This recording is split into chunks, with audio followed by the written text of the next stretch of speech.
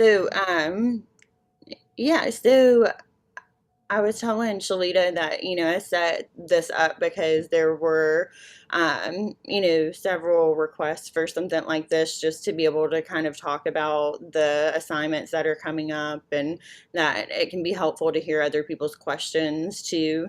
So I haven't really prepared like a lecture for you guys, but more of a talking, points kind of thing for us.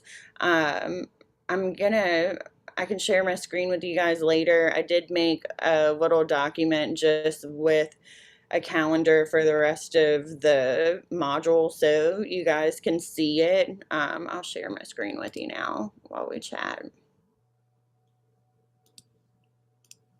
How are things going for you with the module so far, Kenzie?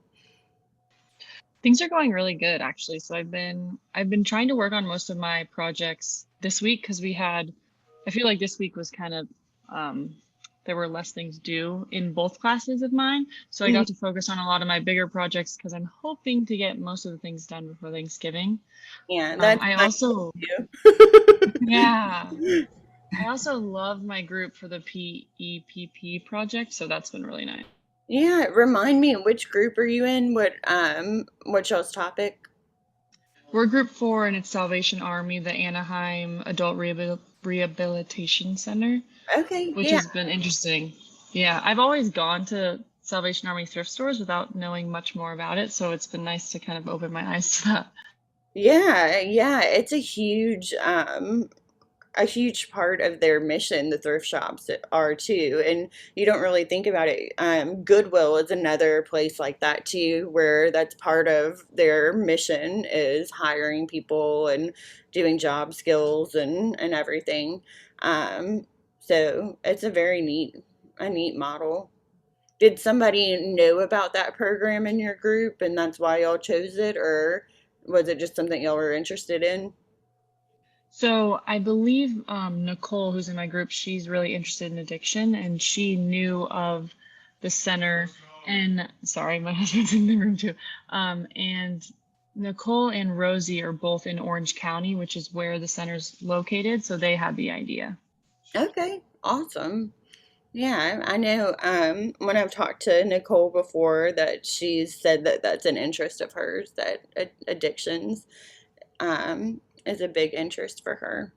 And it's kind of neat because I feel like the rehab center, it's more than just addictions because it's a residential facility too, and so it's a lot more than just like detox or just you know, even like a methadone clinic or something like that. It's very unique since it's long term.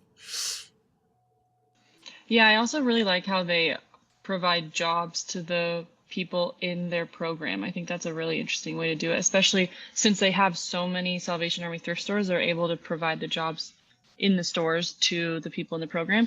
And I was almost looking more into doing that with homelessness too, but that's a whole other topic aside from the point.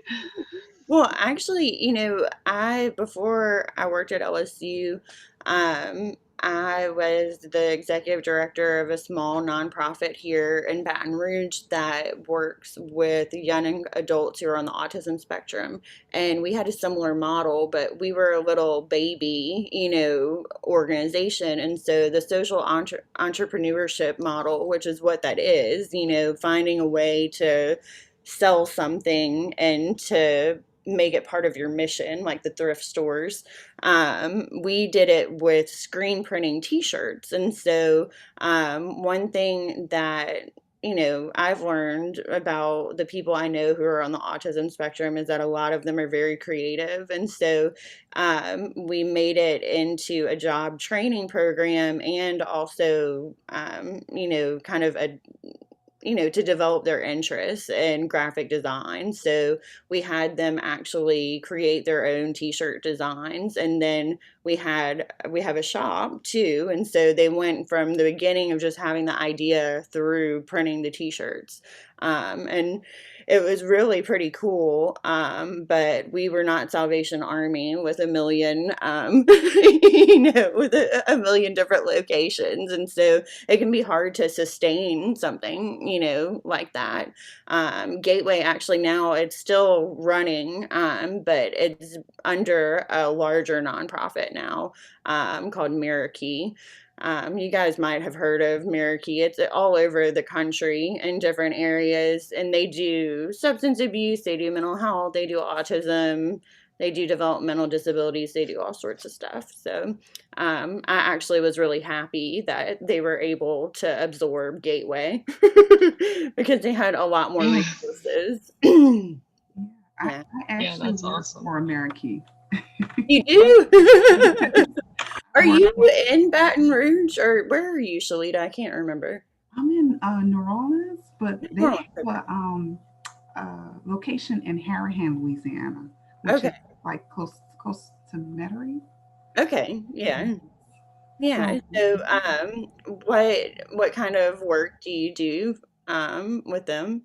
I'm a wraparound facilitator. Okay. Yeah. Yeah. That's what their first like kind of entree into Baton Rouge was wraparound too. Yeah. Yeah. That's awesome. Yeah. I have to get a little bit more like familiar with all of the different entities of the company because I feel like they're just adding more and there's so much more other than like my section where I work, which is with children and families in Mhm. crisis.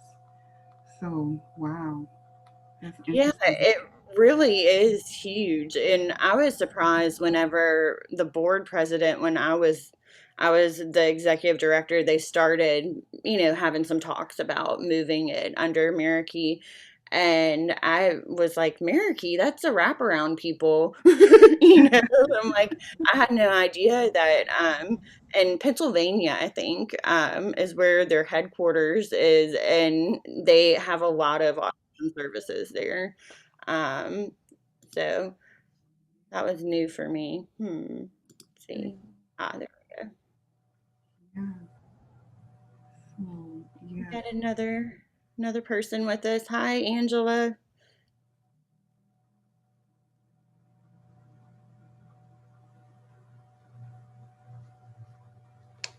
Can you hear us, Angela? I think you might be muted. Yes, I can hear. Okay. Well, we've got a small group here today, but we've been talking about our PPP projects, and the different organizations that their groups are evaluating. I think that you guys can see my screen, right? Okay. Up on the screen is just a little chart that I made for us to look at today that kind of puts the rest of the module in one little snapshot. Um, and so that guys can kind of look at it and help you to think about questions that you might have.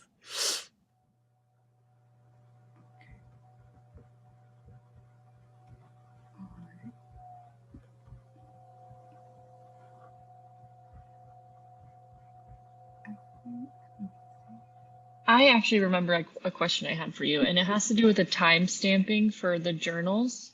Mm-hmm. I've never done the time stamping before, so I'm kind of new to it. But I was realizing today because I was going over the ERC, and I went into my first, I think it was the week 3 journal was the first one, and I was editing it, and I was concerned that when I pressed save, it would change. The Yeah. timestamp on the paper didn't change, but I noticed in one of the questions that a student had answered under the ERC, like ask the professor, Mm-hmm. you mentioned something about like a meta date or something. If Yeah, so save it, will it change usually whenever you create a document, it automatically has some metadata that's attached to it. And so there, in different programs and different types of computers, it's a different process for everybody to find it. I'll tell you this, I'm not gonna look at every single one's timestamp.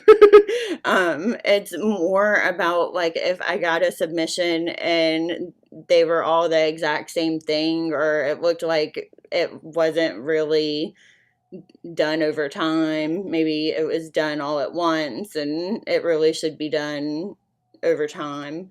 But also, wasn't going to make you guys upload it every week because I didn't want you to think I was going to read them every week because I'm not. So I'm not, you know, I don't want you to stress out about the timestamps. As long as you have the dates on, each one, that should be fine.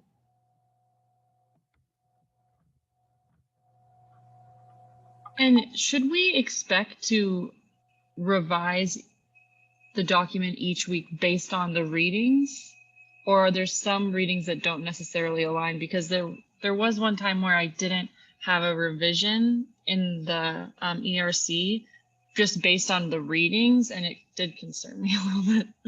Yeah, no, that's okay. And that's kind of what the journaling process is about. You might not have a revision every time, but you probably had a reason for it, that the topics that week really didn't apply, or maybe you, they did apply to the article, but you already knew that, it wasn't new information. So you don't have to revise every time.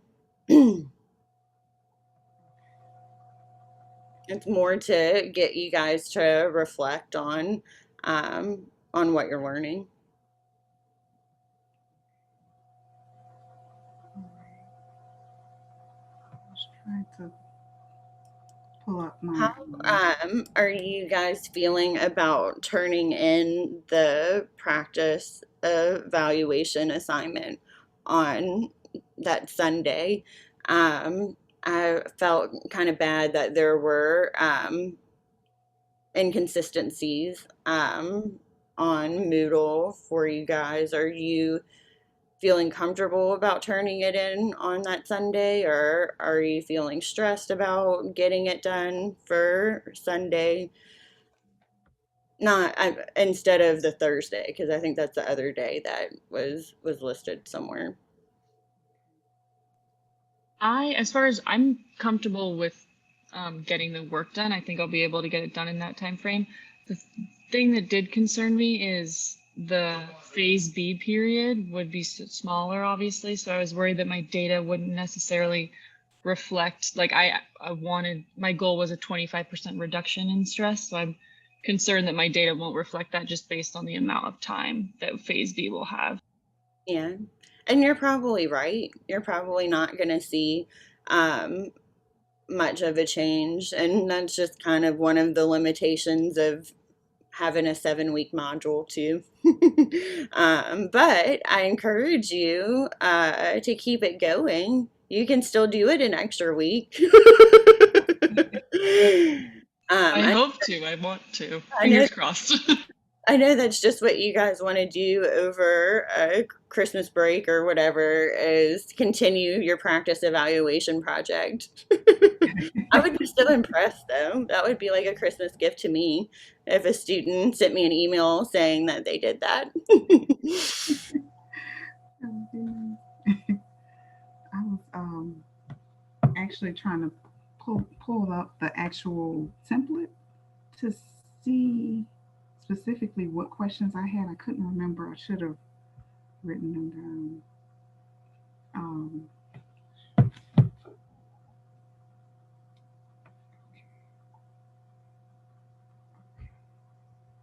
I don't know how to come out of the If exit. you want me to pull something up for us to look at, I can. Is it a certain assignment? Yes, it was the practice evaluation assignment. Okay. Yeah, I can pull up the stuff on my screen. Hang on. Uh Sorry, that was a little dramatic, but I hate whenever it makes me wait. I'm very impatient.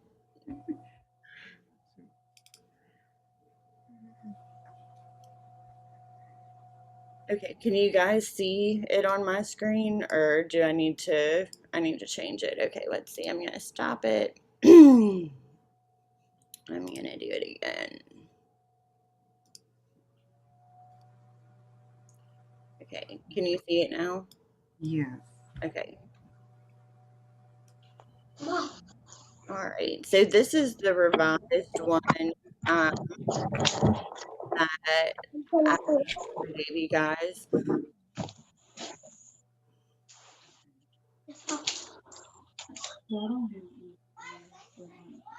And so basically, what I decided whenever I was looking through your proposals is that you guys needed maybe a little bit more information or guidance on building your proposal. And so that's why I've included kind of more of I've included collective feedback because I did read y'all's proposals, but I decided that it would probably be better for me to send out some Google feedback and then for you guys to work on it again. Um, and so these are kind of the common problems that came up as I was reading. And so the first place to kind of start is to think about, um, to pull your proposal that you turned in up and to look through the common problems to see if they affect you, if you think that they apply. Um, and then I have the updated sample assignment for you guys too, where it kind of more details that I didn't have before. The other thing that I think I wasn't very clear on in the original instructions is that really there are two interventions. So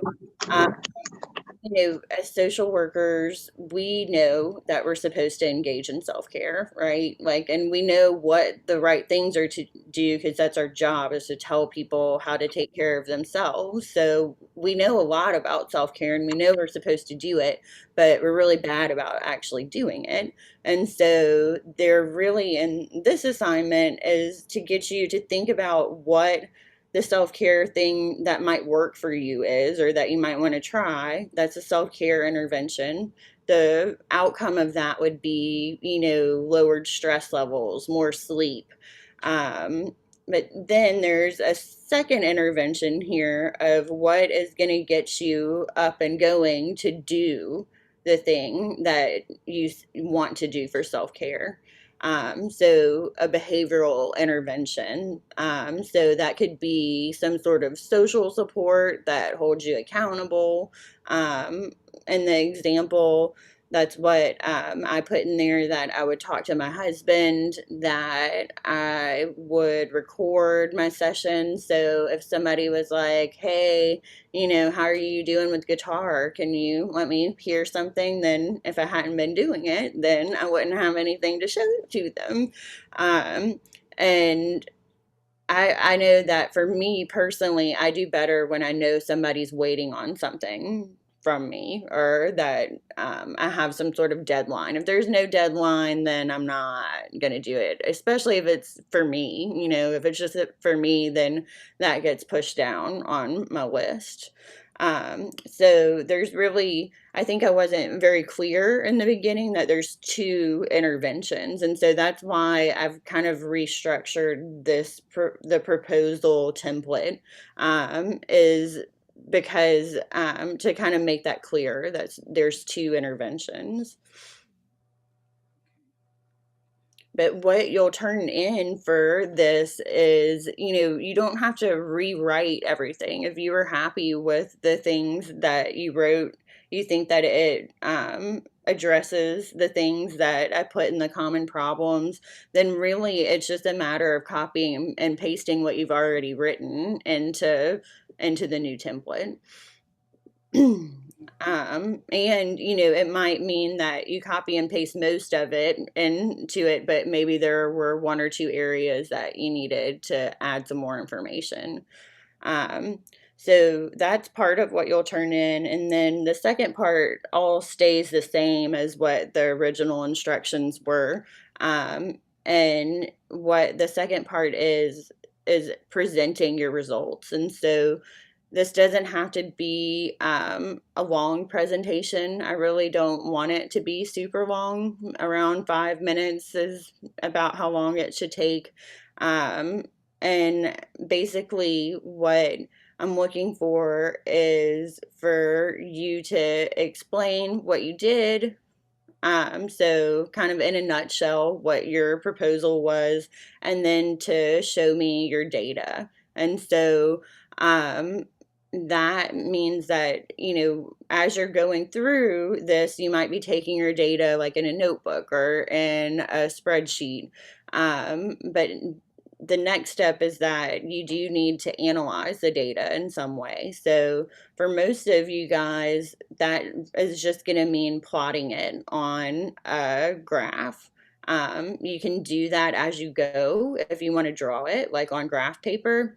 A lot of clinicians in the field use that approach. I know whenever I was doing some training on an intervention called parent-child interaction therapy, that they use lots of rapid assessments. So every single session that you have, you're collecting data, and all of their data sheets are set up so that you're like filling in the graph. And so you have the graph at the end of it. You don't have to make a graph.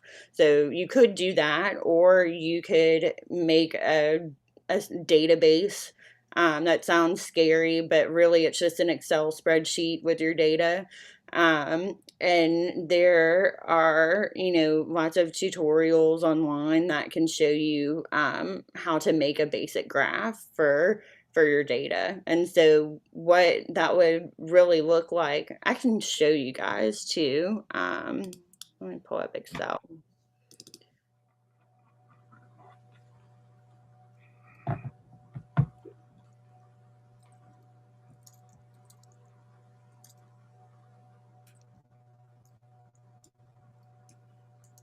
Okay, can you see the Excel spreadsheet or no? No? Okay. I'm still trying to figure out Zoom.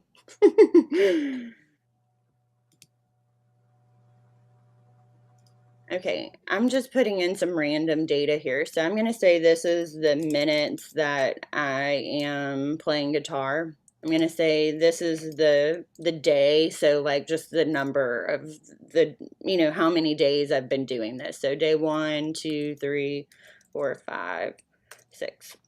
Okay, this is the number of minutes. Then I also said that, let's say that this is going to be on day 3. That's whenever I started phase B.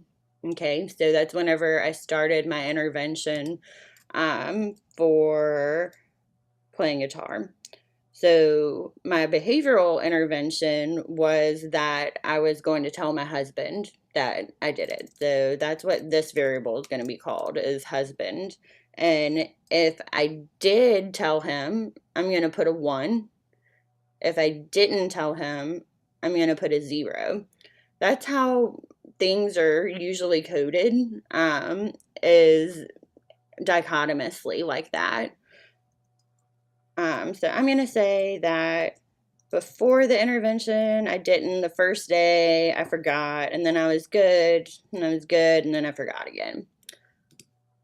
Another thing that I might take some data on is my stress level, because that's what I wanted to change, and I said that it'd be 1 to 10. So I'm going to say I'm pretty stressed. And then, actually, I'm going to change this.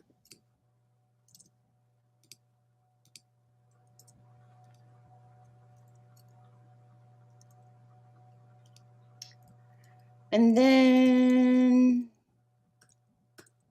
it got better. Okay, so you might have some simple data like this, where you have, for each of the days that you're collecting data, that you have the minutes, and then you might have, other data like I do about whether I told my husband or not. I could do another one for did I record myself or not. I'm going to say no, and then I'm going to say that I did. All right, so there are a lot of different ways that you can do this. Let's see. I haven't done this in a while, so it might take me a minute. I think a lot of times you might just be able to highlight it, and I'm pretty sure you can do it from here.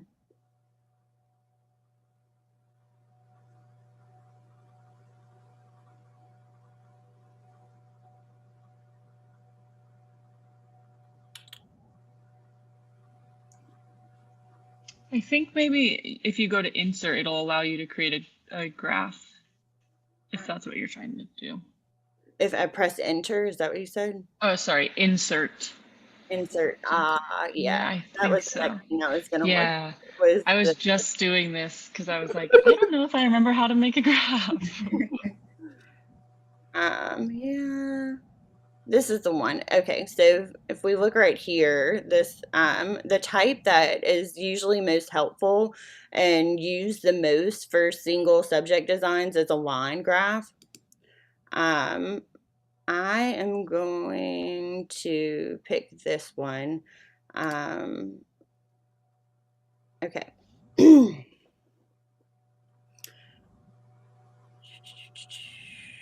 So let's see the way that it did this. So really what you're going to want is your time on this axis, on the horizontal axis. So, and that's how it plotted it for me, was by the day. So day 1, 2, 3, 4, 5, and 6. And now we can see some trends in these different things. So minutes is marked by that dark orange. And so what would you guys say about the minutes? What changed over time? Or when did it change? There was an increase after day 3. Right? Yeah. Yeah.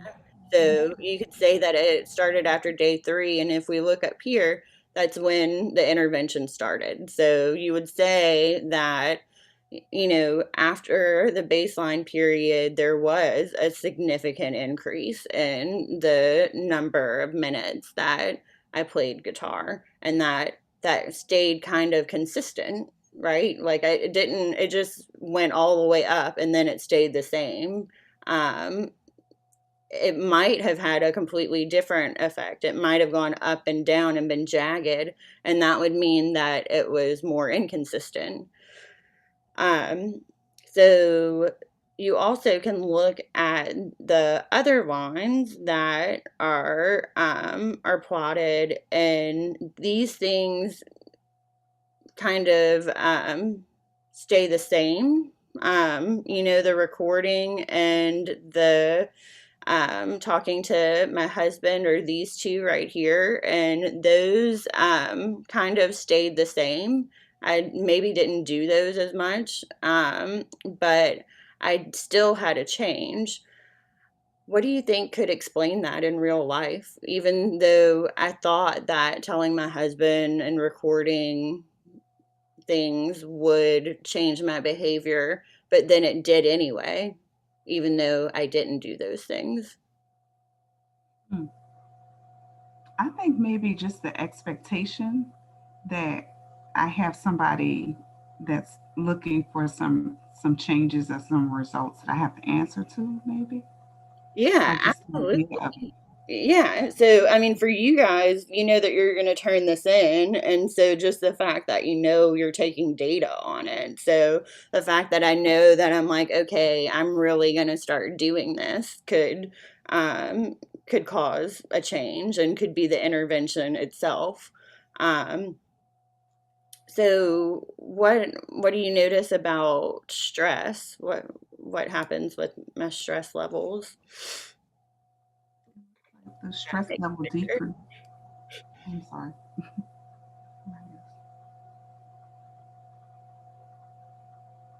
Yeah, I agree, Shalita. I think you were saying that stress decreases Hmm. after day 3.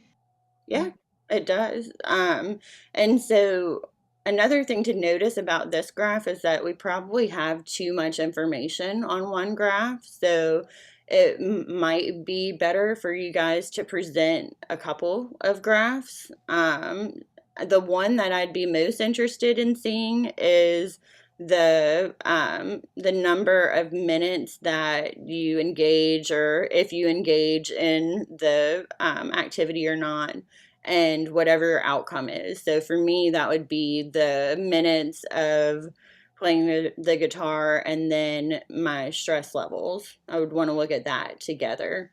Um, then another thing I would want to look at is these guys. So I would want to look at this and this together to see if the more that I did these things, if that affected how much self care I engaged in. And what, this data would show is that, yes, I did have this increase, but it doesn't really align very well um, with this. So, I mean, there's not really enough evidence that it's this intervention that's making me decide to play the guitar. We might need to take more data on it over a longer period of time to figure that out. Is that helpful to see the graph? And I mean, this is something that is a good tool in clinical practice too. If you are seeing a client maybe who is struggling with anxiety, and you give them the GAD-7, which is a standardized scale for anxiety, and it's called the GAD-7 because there's only 7 questions, so it's really easy to do it kind of in a clinical session in the moment. And you could track that over time and see, um, you know, how their anxiety improves or doesn't, and whether you need to make a change in your approach. I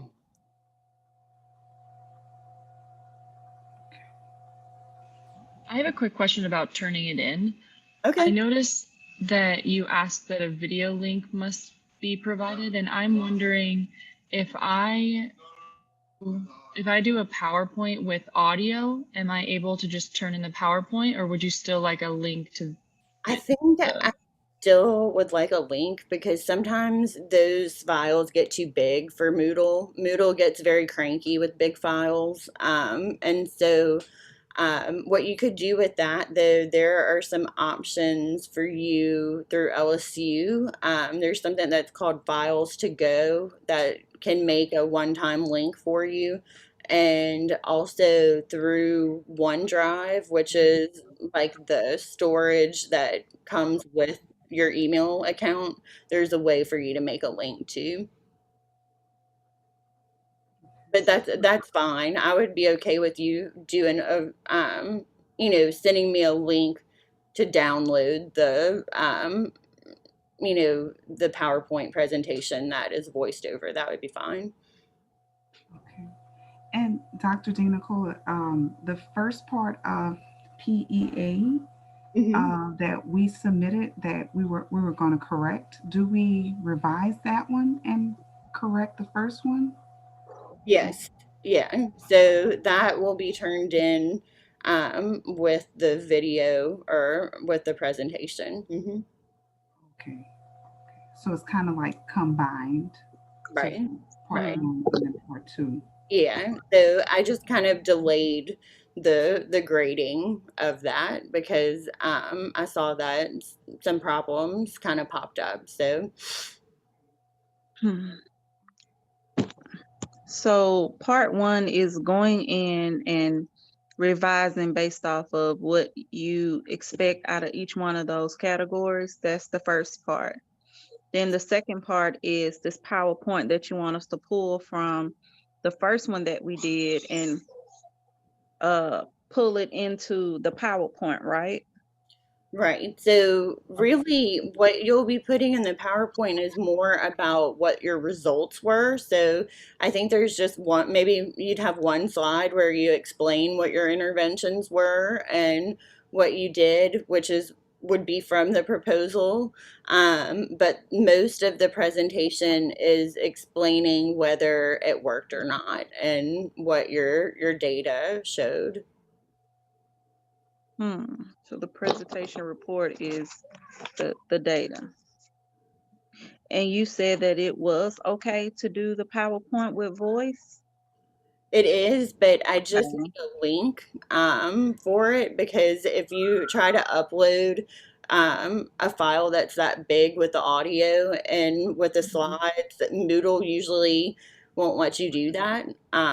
So it's fine to do the voiceover in PowerPoint, but um, you need to send a link to the file,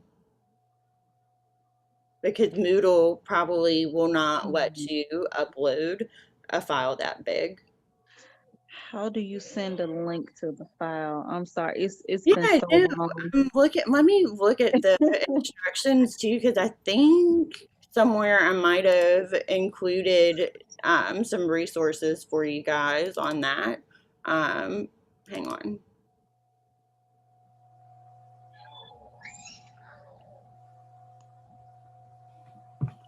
Can you guys see the PDF again, or do I have to go back out of it? You don't see it. Okay.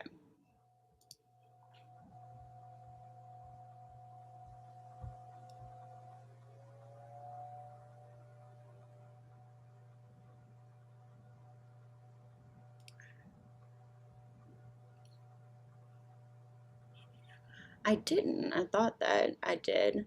Um, I can, Angela, I can send, I'm going to add something to this so that everybody has a link to it. But there's two different ways that you guys can do it. There's a resource called Files to Go through LSU that you just upload your file and it gives you a URL. And then there's a second way you can do it with your LSU email account. There is a storage that goes with it. And if you put your file in, you know, that drive, then there's a way that you can get a link. I'm going to do this right now so I don't forget to do it.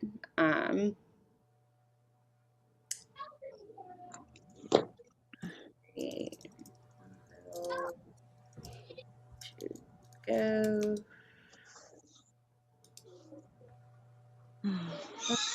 Looks like we have a latecomer. So, can you guys see the web browser or no?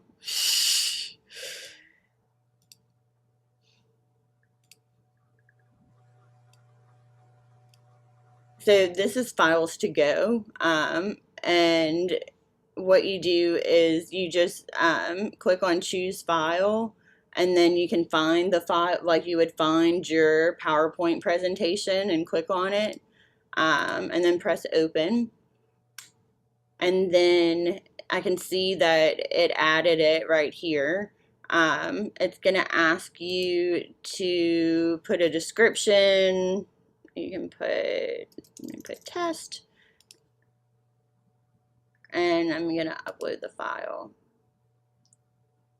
Okay, so now that I've uploaded it, I can copy this link, and if you copy this link and paste it into, there will be like a text box and where you submit on Moodle. You just copy this link and paste it, and then when I click on it, it'll let me download your file. Oh, wow. Yeah, I'm gonna send this to you right now, so that you have the link. Hmm. Who else is on here? Mackenzie. So, Mackenzie, are you married now? Yeah, Didn't you just officially. get married, or was that like a long time ago? And um, That was, it feels like a million years ago because it was in July and this year has lasted way too long. But yeah, it was back in July when we were still in the remote field internship. oh yeah, back in the day. Mackenzie, did I have a class with you? We're in the PEPP project together, actually. Did I have another one with you?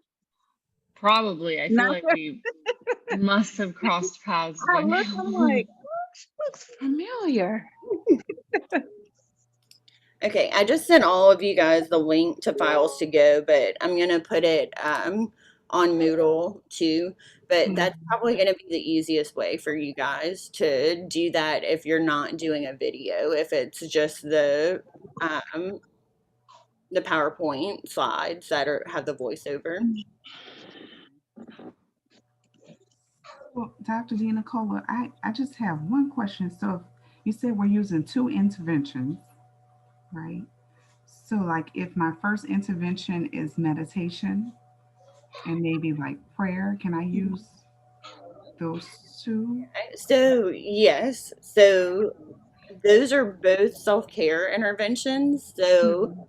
you want to think about what is going to get you to meditate or what is going to prompt you to pray or to meditate. Um, it could even be as simple as setting an alarm on your phone. That's a behavioral intervention. Hmm. Um, it's considered negative reinforcement. So, if you think back to behavioral theory, reinforcement gets us to do things, it gets us to increase the behavior. And so, when an alarm goes off, it's annoying and we turn it off, and that gets us to do the thing. Or it's supposed to. Sometimes it doesn't. It doesn't always get me to do the thing. Um, Sometimes I sleep more in spite of my alarm. Yes, yes. I hit snooze and go back to sleep. Okay, okay. so one of mine's was uh I had exercising. to let that person in. Hang on, let me see if they're still waiting. Okay. Um, mm, looks like they gave up on us, but it'll be recorded. I'm sorry, I cut you off, Oh, Angela. oh no, it's okay. It's okay. So one of mine was exercising to prevent stress and to make sure that weight is not gained during the semester. So so one of the interventions that I did was like doing a fitness pal.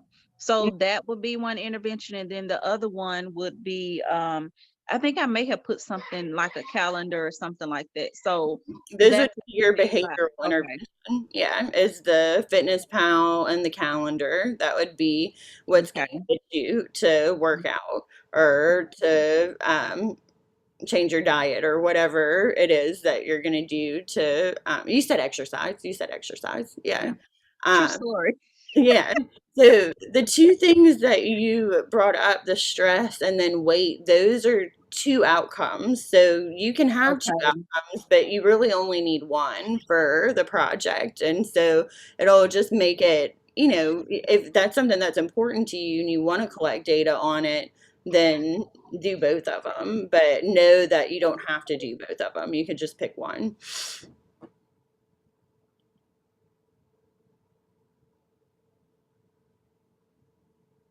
All right. Y'all look like y'all are ready for Thanksgiving. I know I am. I'm ready for week 7. Oh, me too.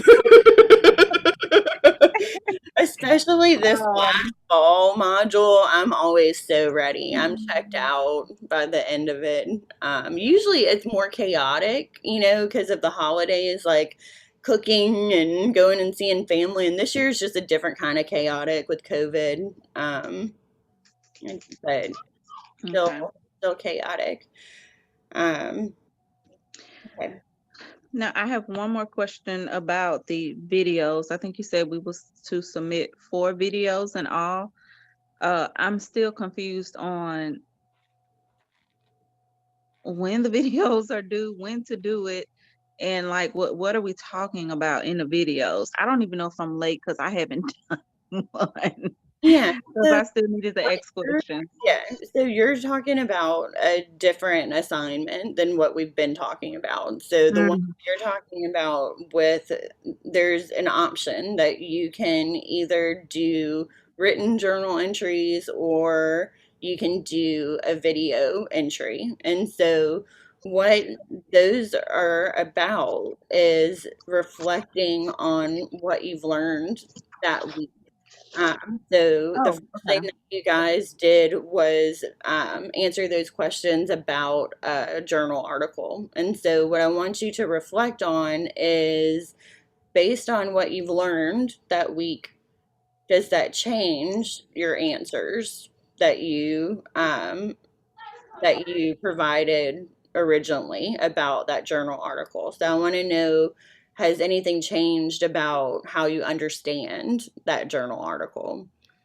Because in the beginning, you just had the knowledge from um, 7009. And I'm wondering now that you are getting this extra information, learning about how it applies to program evaluation, how does that change? Does that change your answer? Or did you learn something new that helped you to think about it in a different way? So, for example, a couple, I think it was I, last week that you guys y'all read about sampling.